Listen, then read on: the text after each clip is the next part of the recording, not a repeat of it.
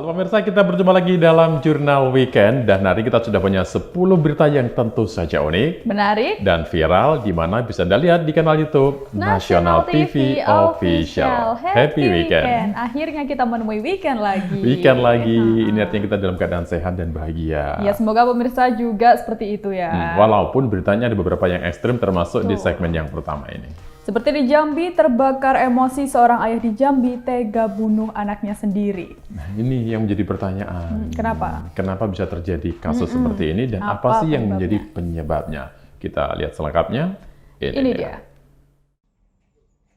Abdullah Yusin tertunduk lesu saat digiring polisi menuju ke ruang pemeriksaan. Pria berusia 44 tahun yang diduga telah membunuh anak kandungnya ini diringkus tim Opsnal Satreskrim Polres Merangin saat berada di kediamannya di Desa Sungai Kuning, Kecamatan Tabir Lintas, Kabupaten Merangin, Jambi. Korban adalah AL 12 tahun tewas setelah sang ayah mencekik lehernya hingga kehabisan nafas. Sadisnya lagi, setelah mengetahui anaknya sudah tak bernyawa, tersangka kemudian menggali tanah di belakang rumahnya yang berencana untuk mengubur korban. Pembunuhan tersebut terjadi pada Minggu 18 Februari 2024. Di hadapan polisi, tersangka mengaku menghabisi nyawa anaknya karena kesal, sebab keinginannya supaya korban menginap di rumahnya ditolak. Diketahui tersangka dan ibu kandung korban telah lama berpisah, sedangkan korban tinggal bersama sang ibu. Kapolres Merangin AKBP Ruri Roberto menerangkan, saat ini pihaknya telah melakukan pemeriksaan terhadap kejiwaan korban. Korban merupakan masih anak daripada pelaku, itu bermain layangan di belakang rumah. Dan pelaku juga ada di sekitar korban, tepatnya kurang lebih di belakangnya korban. Nah, ketika pelaku ini balik ke rumah dia, memanggil korban masuk ke dalam rumah, tetapi si korban tidak mau mengikuti hal tersebut karena disuruh nginap. Dia tidak mau, terjadi percecokan karena cekcok antara bapak dan si anak dengan posisi memang suami istri sudah pisah, di mana anaknya ikut ibu, sehingga si korban tidak merasa mau. Pelaku merasa tidak diacuhkan dan emosional, melakukan mencekik daripada si korban. Dari akibat perbuatan tersebut mencekik, nyawanya si korban meninggal dunia pada saat itu. Dan di antara pukul 11 sampai mendekati 17.00, si pelaku itu ada niat untuk menguburkan si korban, yang dimana pada saat itu saksi dalam atas nama Sabli mendapati si pelaku ini menggali kuburan atau menggali lubang lah di belakang rumah. Nah, kenapa ini bisa terjadi? Karena Sabli itu pada saat mau masuk rumah si pelaku mengambil kartu BPJS dan menanyakan lagi ngapain, kurang lebih bahasa Indonesianya, oleh korban. Nah, merasa curiga si Sabli ini mengecek anak daripada pelaku atau korban tadi. Begitu diguncang-guncang sambil memanggil nama si korban, tidak hidup juga atau tidak bernyawa atau tidak memperkandasi, ini akhirnya si saksi memanggil kepada warga setempat sehingga diamankan. Pelaku ini ada indikasi gangguan jiwa. Nah, gangguan jiwa ini kita harus dalami. Kita butuh keterangan ahli, dalam hal ini kedokteran, seperti apa gangguan jiwanya sampai dia bisa melakukan suatu perbuatan pembunuhan tersebut kepada anaknya sendiri. Guna mempertanggungjawabkan perbuatannya, tersangka kini harus mendekam di sel tahanan Polres Merangin, Jambi. Ia dijerat pasal 338 tentang pembunuhan dengan ancaman hukuman 15 tahun penjara. Dari Merangin, Jambi, Eko Wijaya, Nasional TV melaporkan. Ini anaknya masih termasuk anak-anak ya? Masih usia anak-anak. Dan ABG ya? kok Mendekati tega ABG. gitu ya ayahnya ini? Padahal anak kandungnya sendiri loh.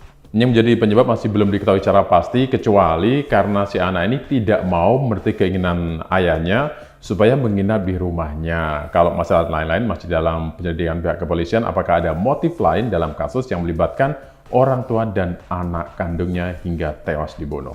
Teganya sang ayah ini mencekik anaknya sendiri hingga tewas dan lalu menggali tanah di belakang rumahnya untuk menguburkan anaknya. Dan seperti diketahui bahwa kedua orang tua dari korban ini memang sudah tidak lagi tinggal serumah. Sementara ini sejauh ini si korban tinggal bersama ibunya. Jadi ketika ia berkunjung ke rumah ayahnya dan si ayah pengennya dia menginap, tetapi sang anak ternyata menolak dan itu membuat ayahnya menjadi emosi. Jadi sebenarnya ayahnya ini sayang nggak sih? Kan minta anaknya nginep buat mungkin kangen ya, mau bertemu, mau seharian di rumah bersama anaknya, menghabiskan waktu. Ya tapi nggak kok sampai malah- segitunya, sampai harus melakukan pembunuhan dengan begitu sadisnya, dan pelaku pun dijerat pasal 338 tentang pembunuhan dengan ancaman hukuman 15 tahun penjara. Itu bukan waktu yang singkat dan semoga bisa digunakan sebaik mungkin untuk merenungkan kesalahannya. Dan di sisi lain, memang saat ini dari pihak kepolisian sendiri sedang menggali informasi lebih dalam, termasuk mengecek kejiwaan dari pelaku. Apakah dia ini benar-benar dalam kondisi sehat, dalam arti kejiwaan, ataukah ada gangguan psikis yang lainnya. Kita ke kabar yang lain dari Subang, di mana jasad wanita tergeletak di pinggir jalan gegerkan warga sekitar. Ini kira-kira kenapa ini kok tiba-tiba tergeletak di sisi jalan? Kita lihat saja videonya. Ini dia. Jasad wanita yang diketahui bernama Nerti 40 tahun warga Margasari, Desa Sukamandijaya itu ditemukan oleh warga yang melintas di lokasi kejadian. Penemuan jasad tersebut pun dilaporkan ke polisi oleh warga sekitar dan polisi segera mendatangi lokasi untuk melakukan pemeriksaan. Dari hasil pemeriksaan, polisi menemukan sesuatu dari mulut korban berupa cairan yang diduga sisa cairan muntahan. Jasad wanita naas itu pun segera dilakukan evakuasi menggunakan mobil bak terbuka dan dibawa ke rumah duka. Kakak korban, Sutanggang, mengatakan korban meninggalkan rumah sejak Senin. Korban kala itu sedang sakit dan mengalami depresi, di mana kadang ia berjalan tanpa arah dan belakangan ini kerap muntah-muntah. Pihak keluarga korban tak mengizinkan jasadnya untuk diotopsi karena kejadian ini dianggap sebagai musibah. Atas kesepakatan bersama, jasad wanita naas itu dibawa oleh pihak keluarganya dan akan dimakamkan di tempat pemakaman umum di daerah tempat tinggalnya. Dari Subang, Jawa Barat, Sandi Zainuddin, National TV melaporkan. Ternyata memang diketahui korban ini sudah mengalami depresi sejak lama dalam kondisi sakit-sakitan juga. Dan korban ini berusia 40 tahun, bernama Nerti. Memang selama ini warga atau keluarganya mengetahui bahwa si nenek ini memang sering berjalan kemana-mana tanpa arah tujuan. Entah itu depresi ataupun demensia, itu adalah yang dialami oleh korban. Dan akhirnya ia ditemukan tewas atau meninggal dunia di pinggir jalan dan buat warga sekitar menjadi geger. Sebelumnya dalam proses pemeriksaan polisi menemukan cairan diduga usai muntah dan itu masih terus diselidiki oleh pihak kepolisian apa yang menyebabkan kematian dari sang korban ini. Jadi dari cairan ini belum diketahui apakah itu murni karena mengandung racun ataukah memang karena kondisi fisik si korban yang sedang tidak baik-baik saja. Setelah dievakuasi dan juga diserahkan kepada pihak keluarga, dan ternyata pihak keluarga juga menerima dengan ikhlas atas kematian dari si nenek berusia 40 tahun ini. Untungnya warga sekitar juga gercep ya akan hal ini, melihat warga sekitar ada yang tergeletak di sisi jalan, langsung menghubungi pihak kepolisian dan segera jasadnya dievakuasi. Dan memang dalam waktu belakangan ini ya, sebelum ditemukan memang dia tuh muntahnya nggak sekali, jadi sering sekali Jadi memang mengalami gejala muntah-muntah ya. Iya, dan untuk itu pihak keluarga juga menolak ketika akan dilakukan otopsi karena menganggap ini adalah sebagai musibah dan benar-benar diikhlaskan. Kemudian korban pun dimakamkan dengan layak di tempat pemakaman di sekitar tempat tersebut. Semoga tidak ada hal-hal buruk yang seperti kita bayangkan ya. Semoga murni karena musibah. Ya, jadi bukan karena suatu tidak kriminal, Kekerasan pembunuhan atau dan lain gimana. sebagainya. Karena udah depresi ya, atau mungkin Depresi mengalami sejak demensia. lama. Ini bisa jadi karena ada apapun diambil, kemudian dimakan, diminum, dan mentah-mentah bisa jadi karena apa yang diminum tidak sehat sehingga dia menjadi sakit dan kemudian meninggal dunia. Dan untungnya keluarga sudah juga ikhlas ya. Betul sekali. Dan baik, kita akan ke segmen berikutnya. Nanti kita punya berita tentang komplotan curanmor yang diringkus polisi. Selengkapnya, tunggu kami kembali dalam Jurnal Weekend.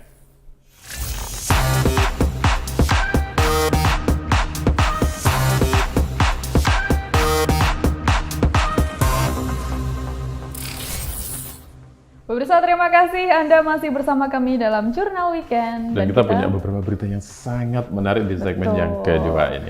Dan kali ini masih bikin greget di mana Polsek Jaluko ringkus 3 orang pencuri motor dan 1 pelaku ditembak. Ini terpaksa ditembak ya karena Karena apa ditembak? Karena apa? Sudah, kita lihat videonya. Ini dia. Tim unit Reskrim Polsek Jaluko meringkus 3 pencuri sepeda motor yang kerap meresahkan warga di Kecamatan Jambi, luar kota Muaro Jambi. Ketiga pelaku yakni Dani Sitinjak, Muhammad Dican, dan Jaya Denta. Ketiganya merupakan warga desa Simpang Sungai Duren, Muaro Jambi. Komplotan curanmor ini tampak tak berkutik saat diamankan polisi. Satu dari tiga pelaku terpaksa dilumpuhkan dengan timah panas lantaran mencoba kabur saat akan ditangkap.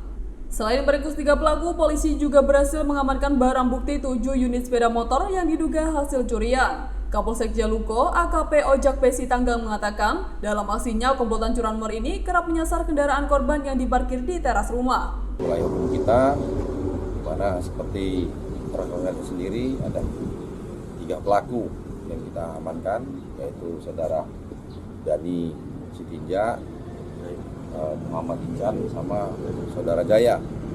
Jadi 3 pelaku ini melakukan pencurian di beberapa lokasi di wilayah hukum kita, salah satunya di perumahan Valencia, kelurahan Dalu Indah.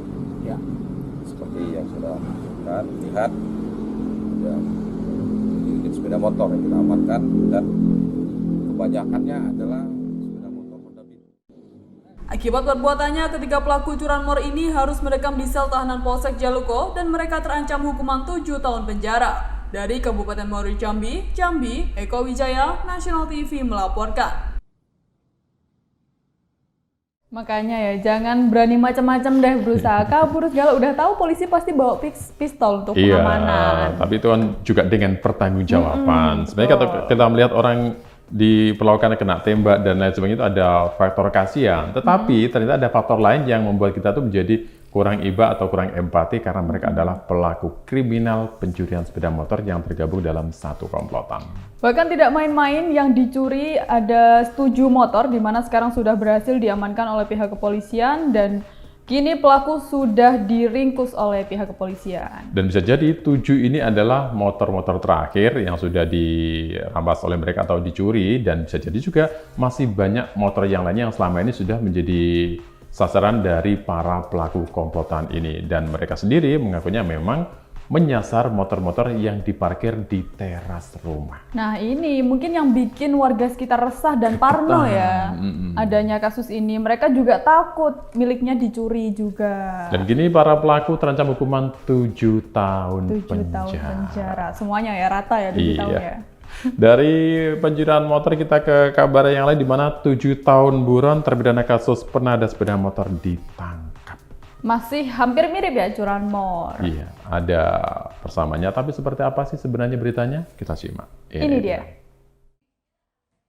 Pelaku berhasil diamankan petugas saat berada di Sungai Bange, Lubuk Minturun, Kecamatan Koto Tangah, Kota Padang pada Selasa 13 Februari 2024. Ia merupakan DPO Kejari Padang yang buron sejak tahun 2017 lalu dengan kasus penadahan sepeda motor. Selama pelariannya, pelaku bernama Micia Wulandari ini sering berpindah-pindah tempat sehingga menyulitkan petugas untuk mencari keberadaannya. Namun setelah mendapat informasi keberadaan pelaku, tim Kejari Padang bersama tim Tabur Kejati Sumbar akhirnya berhasil menangkap terpidana yang kemudian dibawa ke Kejaksaan Negeri Padang. Kepala Kejaksaan Negeri Padang M. Fatria mengatakan, setelah diamankan dan menjalani pemeriksaan kesehatan, terpidana langsung dieksekusi ke Rumah Tahanan Negara Anak Ayah Padang untuk menjalani masa hukuman. Terkait terpidana yang masih memiliki balita, pihak Kejari telah melakukan koordinasi dengan pihak lapas sebagai layanan terhadap pelaku. Kemudian bekerjasama dengan Kejaksaan Negeri Padang telah berhasil mengamankan DPO atas nama Micia Wulandari panggilan Cia, kasus penadahan melanggar pasal 480 ayat 1 KUHP. Perkara ini diputus tahun 2017 bulan Mei, dan setelah putusan pengadilan perkara ini terpidana melarikan diri dan berpindah-pindah tempat, dan kita melakukan pencarian terus. Alhamdulillah bisa kita temukan kediaman terpidana di daerah Sungai Bange, Padang. Perkara pelaku telah diputuskan pada bulan Mei 2017 lalu dengan dakwaan 1 tahun 6 bulan penjara karena terbukti menjadi penadah motor hasil kejahatan. Barang bukti tindak kejahatan yang dilakukannya yaitu berupa 1 unit sepeda motor metik. Dari Padang, Sumatera Barat, Ara Wirkaniwi, National TV melaporkan. Ini sepandai-pandainya tupai melompat akhirnya jatuh juga. 7 tahun buron loh Iya. dari 2017. Tapi ada yang perlu diapresiasi ya, ada kerjasama yang solid, teamwork lah yang luar biasa, karena untuk terpidana buron 7 tahun ini berhasil ditangkap oleh tim Tabur Kejati Sumbar yang dibantu dengan tim Kejari Padang di Sungai Bangek, Lubuk Minturun, Kecamatan Koto Tangah, Kota Padang. Tentunya warga sekitar juga suportif ya, mungkin melihat adanya DPO langsung melaporkan ke pihak kepolisian dan pihak polisi juga gercep akan hal ini, langsung satset gitu ya. Betul, dan ini merupakan salah satu langkah yang baik, koordinasi antara masyarakat dengan pihak keamanan, kepolisian sekitar, kalau memang terjadi hal-hal yang dirasa merugikan masyarakat termasuk tindak kriminal atau pelaku kriminal. Nah, setelah menjalani pemeriksaan dan penangkapan, kini tersangka atau terpidana langsung dieksekusi ke Rumah Tahanan Negara Anak Ayah Kota Padang untuk menjalani masa hukumannya. Dan kini mereka pun juga siap-siap untuk menjalani masa hukuman, walaupun salah satunya adalah terpidana memiliki balita, dan itu akan diberikan pelayanan khusus ya dari pihak Kejari. Masih ada empati terkait dengan hal ini. Dan mudah-mudahan tidak dicontoh lah, karena bagaimanapun juga ini bukan hal yang baik. Betul sekali. Kita beralih ke berita selanjutnya, pengrusakan maksud kami rumah warga oleh sekelompok orang viral di media sosial. Ini kira-kira ngapain ngerusak rumah orang? Apa penyebabnya? Nah, kita simak. ini dia. Dalam video tersebut terlihat seorang perempuan sempat melakukan perlawanan dengan menghalangi massa yang maksa masuk ke dalam rumahnya. Diduga mereka adalah orang suruhan dari pihak developer untuk melakukan peneguran ke konsumen. Kejadian yang akhirnya viral di media sosial tersebut mendapat klarifikasi dari pihak developer pada Senin 19 Februari 2024. Direktur Developer Perumahan Pondok Indah Elvi Madriani mengatakan aksi dalam video yang viral dan beredar luas di medsos itu merupakan puncak kekesalan pihak developer perumahan kepada konsumen. Didampingi penasihat hukumnya, Elvi Madriani menjelaskan bahwa fakta yang terjadi di lapangan tidak seperti yang ada dalam video viral tersebut, karena semua itu hanya adanya miskomunikasi. Yang terjadi mungkin miskomunikasi ya, kesulitan antara developer dengan penghuni tidak bisa untuk komunikasi, baik secara kondisi seperti layaknya seorang antara developer dengan konsumen tidak bisa sama sekali. Jadi saya sebagai developer itu merasa kesulitan untuk komunikasi. Apakah dia mau lanjut atau mau membatalkan gitu. Jadi saya mencoba penyelesaian di luar pengadilan, tapi di luar dugaan. Berbeda dengan penyelesaian sebelumnya yang itu kita berhasil udah beberapa rumah kita bisa penyelesaian di luar pengadilan dan kita bisa menyerahkan uang atau sesuai kesepakatan itu yang kita inginkan. Jadi apabila saya tidak mau dirugikan dan juga tidak mau merugikan. Jadi apabila dia merasa itu rumahnya, dia mau membeli, dia harus membayar. Kalau dia merasa dia harus batal, ya berapa konsekuensi yang saya harus kembalikan. Jadi kalau dibiarkan begitu saja, ya akhirnya nggak selesai. Jadi akhirnya apa yang saya pikirkan di saat orang suruhan saya datang diteriakin maling, mereka spontan emosi dan dihadang dengan golok, mereka emosi dan berapa sekian detik itu dimanfaatkan oleh seseorang untuk memvideokan dan memviralkan. Sebenarnya permasalahan tidak seperti itu dan saya tidak pernah menyuruh untuk menghancurkan, untuk menendang, merusak atau backlog itu tidak. Yang saya inginkan adalah si penghuni mendatangin saya dan menyelesaikan. Apabila tidak mau, tolong pintu-pintunya saya minta lagi, saya buka lagi. Madriani menambahkan, melalui penasihat hukumnya pihaknya telah melaporkan si pemilik akun media sosial ke polisi karena telah memviralkan video dugaan kekerasan yang terjadi pada salah satu rumah konsumen di perumahan Pondok Indah, Kecamatan Kuranci, Kota Padang, Sumatera Barat. Dari laporan korban yang ke Polres, benar ada melapor, mungkin sedang lagi ada penyelidikan gitu. Dan klien saya sendiri juga udah melapor ke Polsek Kuranci. Itu juga ada laporan. Dan kemarin kita juga udah melapor ke Polda tentang undang IT. Undang IT itu mengenai yang pertama itu akun Facebook Itu yang pertama, yang kedua itu akun Malahayati Kirana, karena dia yang memviralkan ini di Instagram pertama kali dengan narasi-narasinya yang menyiksa diri, yang menyiksa diri kami sendiri ini. Nah ini dia yang posting di akun Malahayati Kirana ini. Ini sebenarnya bukan dipukul, bukan apa, dari video itu sendiri bisa kita lihat malah dia yang memukul-mukul, mungkin bisa saja terjadi gesekan-gesekan begitu kan. Dan kita harap dengan laporan kita kemarin ke Polda Sumbar, mudah-mudahan diterima, itu non IT kita, mungkin bisa non IT kita penyebaran nama baik gitu ya. Berdasarkan keterangan pihak developer, sebelumnya pada tahun 2014 silam, pihak konsumen atas nama IMA telah memberikan DP pembelian rumah sebesar 103 juta rupiah kepada pihak developer perumahan Pondok Indah dan langsung ditempati. Namun sayangnya, hingga selama 10 tahun menempati, konsumen tersebut belum ada niatan untuk mencicil atau melunasi rumah. Dari Padang, Sumatera Barat, Arawir Kariwi, National TV melaporkan. Ternyata memang ada sebab, ada akibat ya, tapi Iya. perbuatan seperti ini memang tidak bisa dibenarkan. Seperti api lah, tiada istilah bukan api, seperti istilah tiada api tanpa ada asap. Betul, ini ternyata ada alasan tersendiri mereka Iya. melakukan hal tersebut ya. Dan ternyata ini adalah masalah duit. Lagi-lagi. Kalau dari kasus ini ternyata ini bukan pengerusakan yang tiba-tiba dirusak tanpa sebab, karena ada juga yang pemilik rumah atau pemilik rumahnya itu sudah bertahun-tahun tidak membayar tagihan, padahal itu menempati salah satu perumahan. Jadi pihak developer merasa gregetan dengan pemilik rumah atau penghuninya. Dan pihak developer juga sempat menjelaskan ya bahwa yang terjadi tidak seperti yang dilihat di media sosial, dan pihak developer juga menuntut balik kepada orang yang menyebarkan video itu ke media sosial. Makanya kita harus berbijak dalam bermedsos. Jangan asal lihat beritanya, kemudian lihat caption tapi tidak baca detailnya, itu sangat berbahaya kalau Anda ikut menyebarkan. Dan di dalam kasus ini memang sebenarnya kalau pemilik rumah itu sudah memberikan DP ketika di awal pembelian sebesar 103 juta rupiah, tetapi sayangnya ketika proses pengangsuran hal itu tidak dilakukan dan selama bertahun-tahun terjadi kemacetan.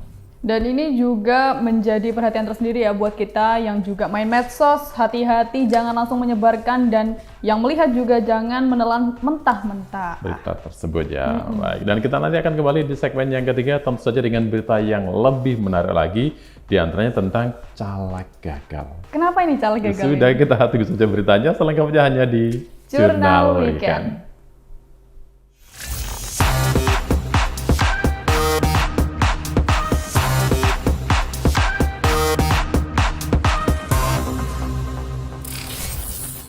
Anda masih bersama kami dalam Jurnal Weekend. Masih ada 3 berita di segmen kali Di ini. segmen yang ketiga dan satu berita pertama ini cukup menarik, di mana tak terima istri kalah, calon atau suami calon caleg marah ke anggota KPPS. Kok marah-marah loh kalah? Ini nggak legowo, ya sudah kita lihat selengkapnya. Ini dia. Tangan kiri Haryanto, petugas KPPS di TPS 23, RT 31, Kelurahan Payolebar, Kecamatan Jelutung, Kota Jambi, tak bisa digerakkan usai menjadi korban penganiayaan saat penghitungan suara berlangsung. Kejadian itu berawal pada Rabu 14 Februari 2024, sebanyak 8 orang di mana satu diantaranya adalah suami dari K, seorang caleg DPRD Kota, Dapil Jelutung, datang dan mengamuk sambil menanyakan mengapa tidak ada suara sang istri di TPS tersebut. Bahkan ia menuding jika terjadi kecurangan. Haryanto sebagai petugas KPPS di TPS tersebut berusaha mencegah pelaku supaya tidak masuk ke lokasi penghitungan suara. Namun tak disangka, tiba-tiba satu di antara para pelaku tersebut memukul tangannya hingga patah. Selain itu, mulut korban juga mengalami luka-luka. Menurut Haryanto, saat itu sebenarnya petugas sudah menjelaskan bila istri pelaku memperoleh 3 suara. Namun karena tidak terima, pelaku melempari kursi yang ada di TPS. Kami sedang habis itu kan, terus orang tuh tiba-tiba datang, katanya ada suara dia, tidak ada di situ, partai dia. Sebetulnya ada di 3. Kan rahasia. Kok bisa dimukul Bapak? Itu bukan mukul sih, sebetulnya kami itu kan pas ada hutan itu kan kami melerai itu kan, biar jangan sampai di dalam TPS tuh. mungkin kena benda pun kepukul, mungkin kan kami kan nahan gitu nah. Berapa orang Pak mereka? Sekitar 6 atau 8 orang. Dia kayaknya tidak terima apa yang tidak terima. Nah akhirnya itu suaranya ada itu. Oh. Dari partai mana ya Pak? Partai PKN. Apa? PKN. Selain Bapak siapa lagi yang dipukul? Itu Pak RT lah. Pak RT.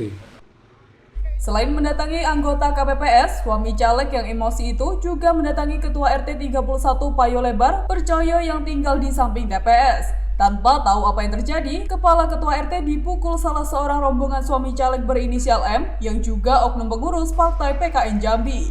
Sementara itu, Ketua RT 31 Payo Lebar Percaya mengatakan, dalam emosinya pelaku yang juga suami caleg itu menuduh jika ia menjadi penyebab tidak adanya suara bagi istri pelaku. Karena sebelum pencoblosan, orang suruhan caleg tersebut meminta Ketua RT supaya mengarahkan pilihan ke istri pelaku, namun ditolaknya. Dengan sinis mendekati saya, memperkenalkan gini dengan angkuhnya itu, saya ini Ketua PKN Provinsi. Gitu. Terus Pak? Terus tuh Bapak Percaya kan yang Ketua Forum RT Pelebar, iya betul ada apa bang kok nampaknya tidak sehat-sehat, aku bilang kayak gitu kan. Terus itu tidak tahu apa, tak lepuk kepala ini kan, waduh, langsung ngocor darah tuh. Langsung memukul Pak ya? Iya, tidak tahu yang mukul bukan Roma, cuman mungkin anggota dia lah yang dari luar itu tuh. Pakai kursi entah pakai apa, tidak sadar saya. Sebenarnya saya spontanitas lah.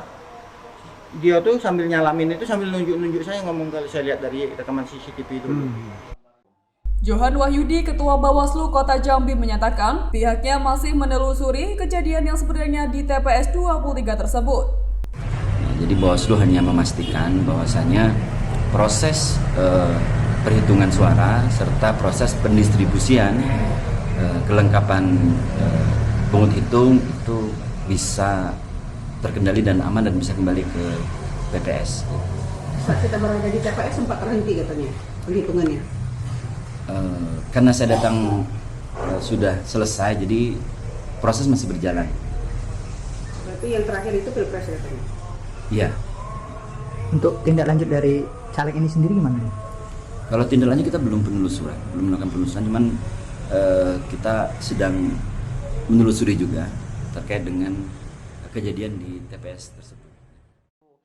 Peristiwa penganiayaan yang menimpa Ketua KPPS dan Ketua RT tersebut saat ini sudah dilaporkan ke pihak kepolisian setempat. Dari Kota Jambi, Eko Wijaya, Nasional TV melaporkan.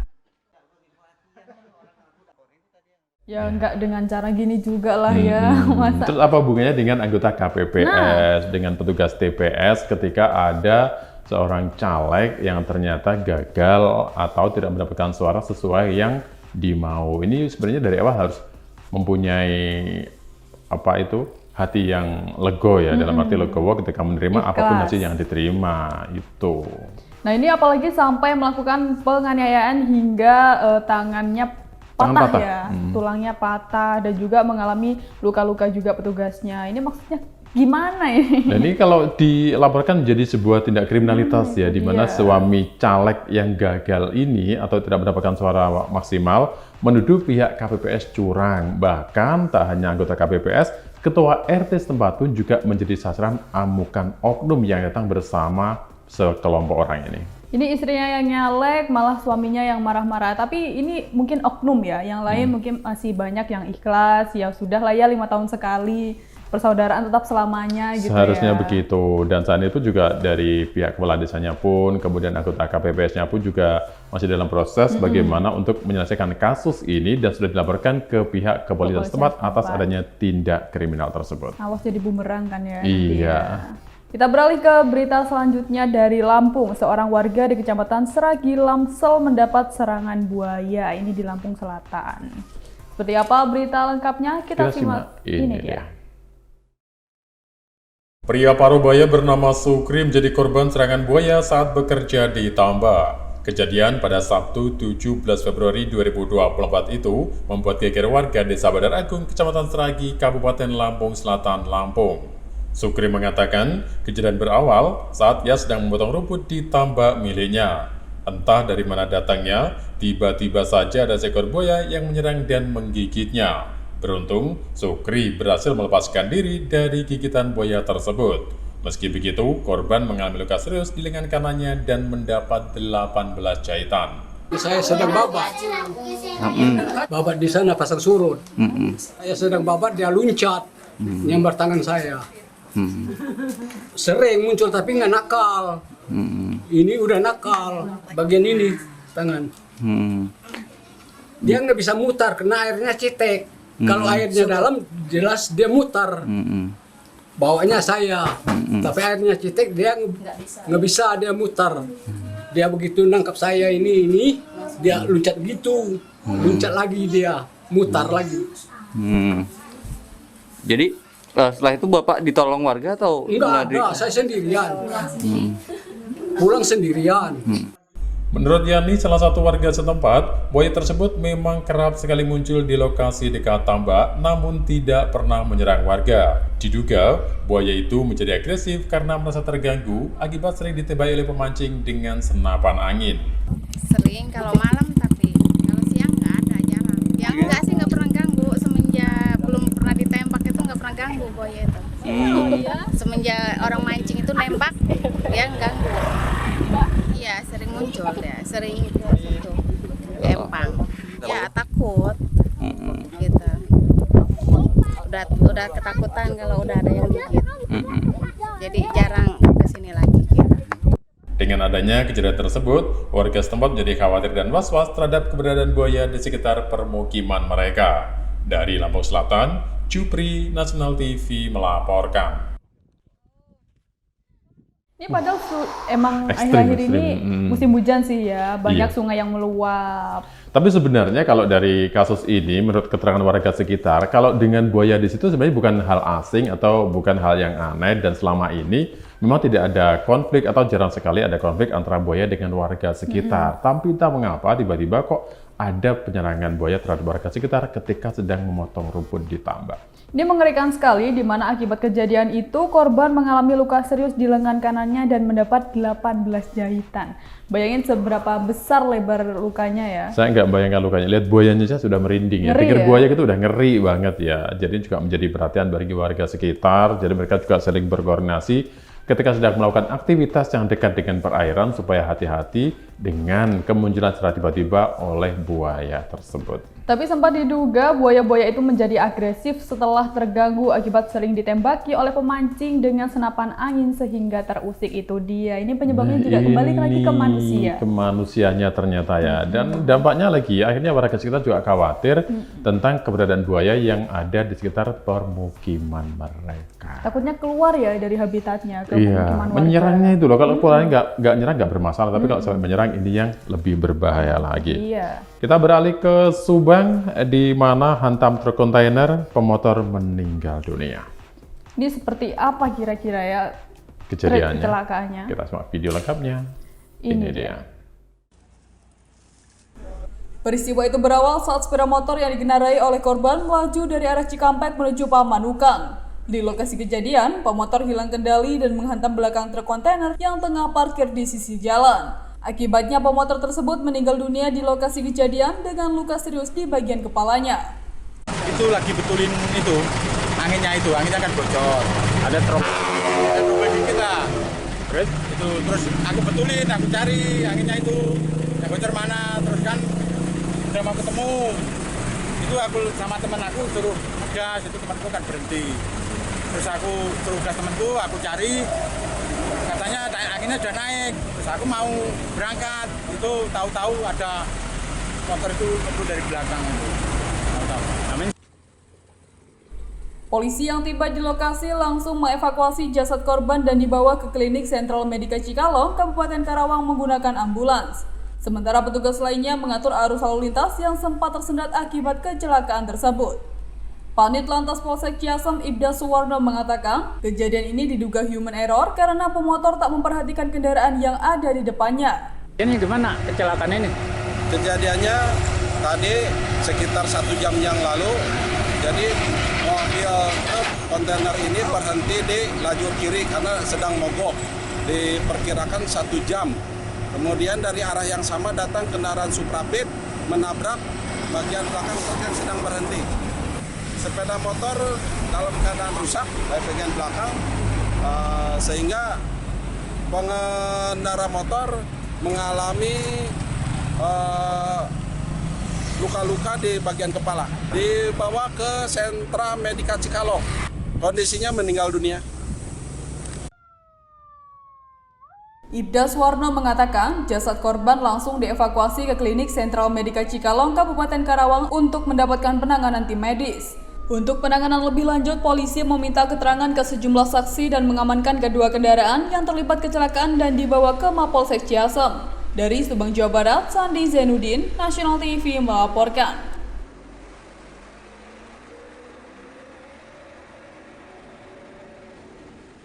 Ternyata murni karena human error. Ya, ini juga menjadi perhatian buat Anda yang sedang dalam perjalanan. Nah, sering berkendara di jalan raya besar untuk selalu hati-hati dan waspada. Apalagi kalau kondisinya rame, padat, dan Anda dalam kondisi lelah ataupun capek. Beristirahat dulu untuk meminimalisir terjadinya laka lantas. Ini diketahui korban melaju dari arah Cikampek menuju Pemanukan, maksud kami. Di lokasi kejadian pemotor juga hilang kendali dan lalu menghantam belakang truk kontainer yang tengah parkir di sisi jalan. Jadi ini murni kecelakaan tunggal ya sendiri. Betul, sendiri sebenarnya. Dan atas peristiwa ini, polisi setempat juga segera gercep atau gerak cepat dengan melakukan evakuasi, kemudian pengaturan jalur lalu lintas supaya tidak sampai terjadi kemacetan panjang dan segera bisa terurai akibat adanya kecelakaan tersebut.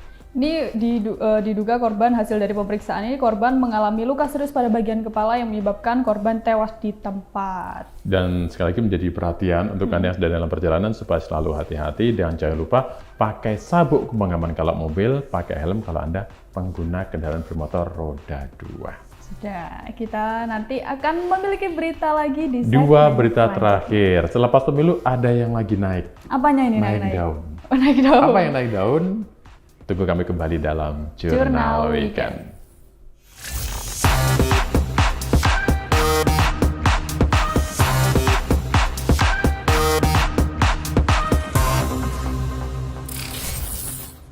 Jurnal Weekend masih bersama Anda, masih dengan saya Nasya Luna. Dan saya Afan Asyafa. Kita ada di segmen yang terakhir. Ada dua berita menarik. Dari Lampung, harga beras melambung tinggi, pasokan pun sulit didapat. Ini mungkin nggak hanya di Lampung ya, beberapa daerah juga mengalami. Bukan beberapa daerah, hampir di seluruh Indonesia kayaknya sembako sekarang sedang mengalami kenaikan. Seperti apa berita lengkapnya kita simak. Ini dia.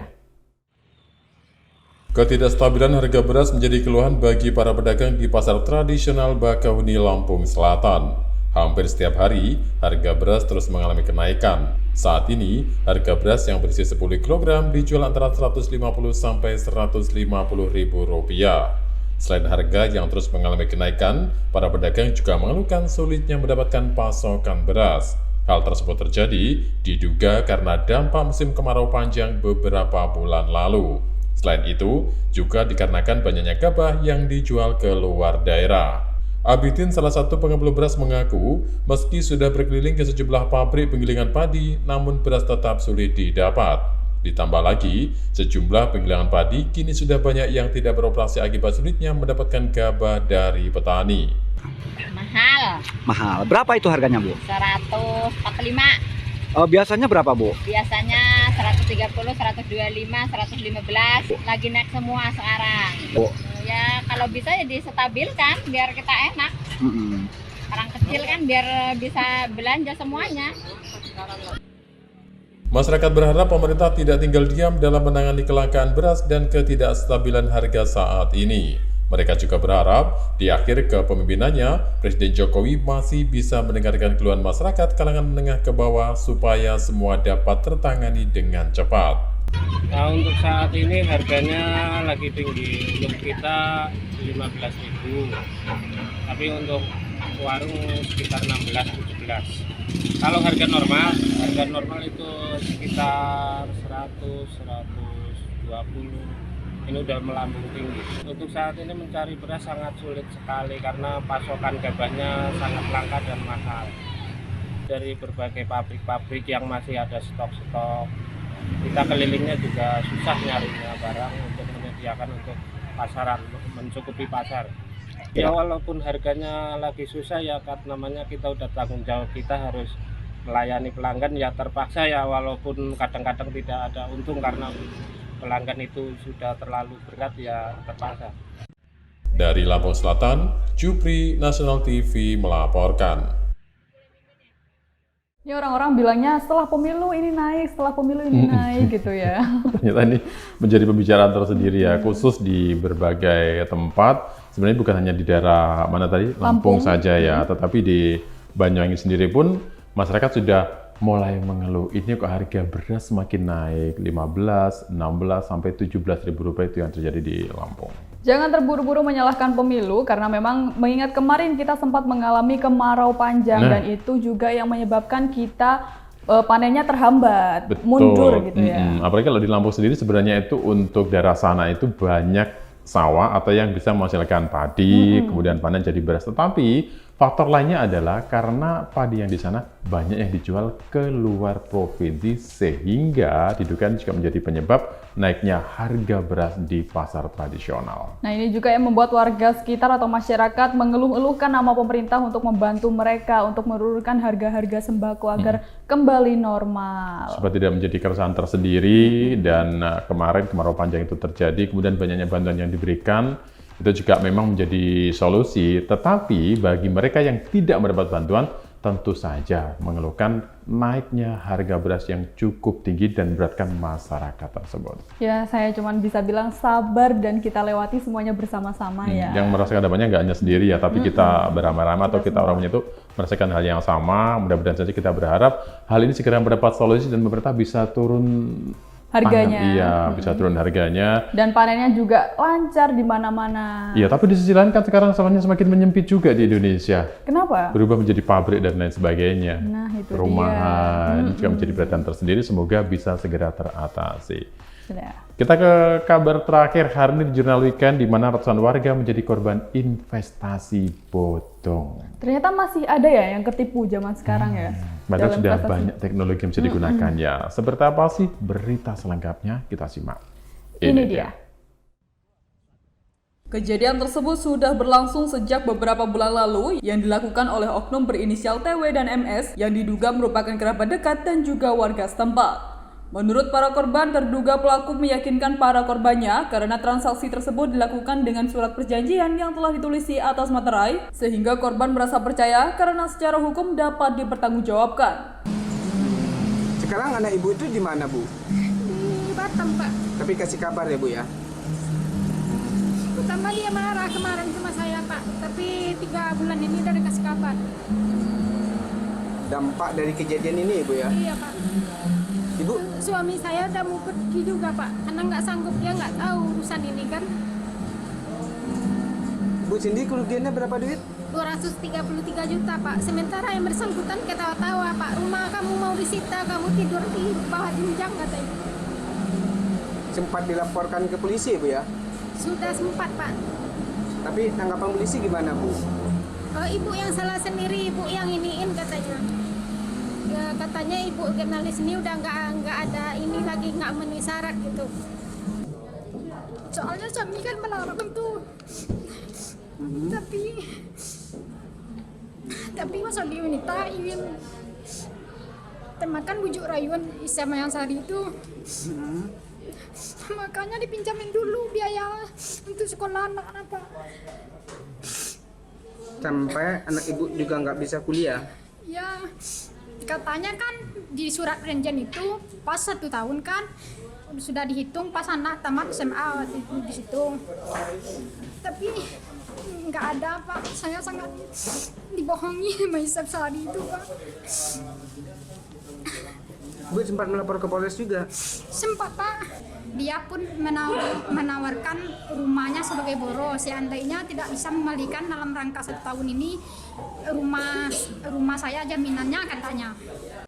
Jumlah korban dalam kasus penipuan ini mencapai ratusan orang dengan total kerugian mencapai 7 miliar rupiah lebih, dan masing-masing korban mengalami kerugian dengan nominal yang berbeda-beda. Ada indikasi persoalan ini waktu sudah sangat panjang, dan kemudian proses penyidikan menurut kita sangat lambat. Maka kita meminta kepada Polda Sumbar untuk mengambil alih dan mengambil alih perkara ini yang ditangani oleh Polres Junjung untuk ditangani langsung oleh Polda Sumbar agar terjadi proses transparan, terbuka, dan kemudian mencapai keadilan yang diharapkan oleh korban. Kalau Seluruhnya ada sekitar 7 miliar. Dan dari ini berapa korban? dari ada sekitar 100 lebih korban yang ada di negara tersebut. Dari ratusan korban, diantaranya sudah pernah melaporkan perkara tersebut ke Polres Junjung. Namun setelah berjalan 6 bulan, kasus tersebut tidak dilanjutkan dengan alasan tidak cukup bukti. Dari Kota Padang, Sumatera Barat, Arawir Kariwi, National TV melaporkan. Ini dia yang bikin warga koar-koar marah-marah ini di media sosial, akhirnya dong. viral. Dan korbannya memang mengalami kerugian itu kalau diakumulasi mencapai miliaran rupiah. Dan faktor lain yang sebenarnya membuat korban percaya karena pelakunya adalah masih tetangga sendiri. Dan yang bikin percaya lagi, si pelaku ini memanfaatkan materai. Jadi ini kan bisa dipertanggungjawabkan dengan hukum ya. Jadi itu yang bikin mereka percaya dan akhirnya menyerahkan uangnya dengan gampang. Padahal tidak semuanya instan. Dan memang terjadi pada bulan Februari ini. Kalau kasusnya sendiri sebenarnya sudah cukup lama terjadi. Bahkan para korban ini sudah menyertakan bukti dan lain sebagainya untuk dilaporkan ke pihak kepolisian, terhitung hampir setengah tahun yang lalu. Tapi sayangnya tiba-tiba kasus ini mandek dan belum diproses lagi dengan alasan kurangnya bukti untuk meyakinkan bahwa ada tindak kejahatan pelaku investasi bodong dalam perkara itu. Ya semoga pelaku cepatlah tertangkap dan uang korban bisa kembali meskipun tidak keseluruhan karena banyak sekali ya jumlahnya, miliaran rupiah. Tapi akan sulit seperti ini ya. Cuma yang dikhawatirkan adalah kalau nanti korban itu emosi, kemudian pelaku diketahui keberadaannya, bisa jadi ada dihakimi sendiri gitu ya takutnya ini ya. yang lebih membahayakan. Kalau ada tindak kriminal tanpa ada yang bertanggung jawab, ini juga menjadi hal yang bisa berkelanjutan dari sebuah kasus investasi bodong. Jadi ya, catatannya jangan percaya. Ini ngerinya malah sanksi sosialnya ya. Dikucilkan nanti kalau di penjara malu sendiri. Iya, jadi mudah-mudahan ini juga menjadi perhatian buat Anda supaya selalu hati-hati ketika ada yang menawarkan dalam bentuk investasi dan lain sebagainya.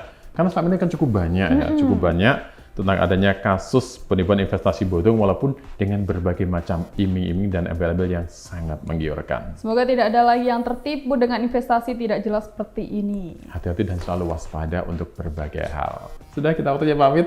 Waktunya pamit, sudah 10 berita kita sampaikan untuk pemirsa Jurnal Weekend. Kita ketemu lagi di episode berikutnya. Saya Alvan. Dan saya Naja Luna. Sampai ketemu di Jurnal Weekend yang selalu menghadirkan berita yang unik, menarik, dan viral di kanal YouTube National TV Official. Sampai jumpa.